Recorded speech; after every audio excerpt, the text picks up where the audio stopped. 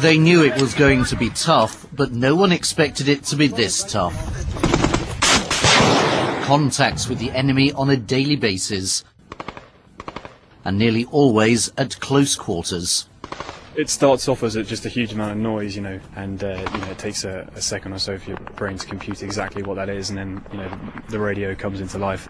We've been taught and trained how to position our guys to minimise the risk and apply fire to the enemy. And I think we've done that well throughout. According to the UN, insurgency in Afghanistan has increased by 28% in the last year, and the Royal Anglians, who recruit almost exclusively from this region, have been at the heart of it. These pictures were taken the other week by a video journalist from Norfolk. The British soldiers did have a respect for the Taliban as fighters. At the same time, the British soldiers I met didn't feel that the Taliban were nice people. They didn't feel that they had anything to offer their country.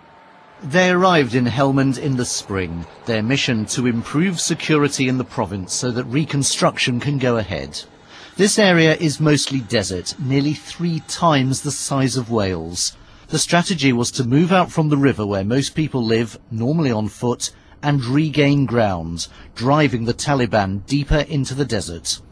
You're marching sometimes 15 k's advancing on the enemy, and then the heat at 12 o'clock is getting up in his 50s, so it's very hard. You're sweating and there's nowhere to get away from it. And this is what home's been like for the last 6 months.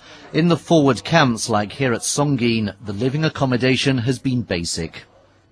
Here they've not just been patrolling but also winning hearts and minds. Ask the Anglians if it's been worthwhile, they'll say yes. The locals are starting to come back gradually. They see that we're staying in position and we have managed to provide security in Sangin for the last 4 months essentially, so they do appreciate that.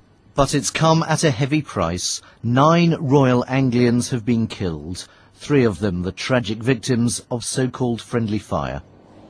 The NATO commander in Afghanistan said the Anglians had made a difference, regaining land, restoring confidence. But he warned the Taliban could return, and some of this province will have to be taken again. Afghanistan remains a very dangerous and unstable country. Andrew Sinclair, BBC Look East.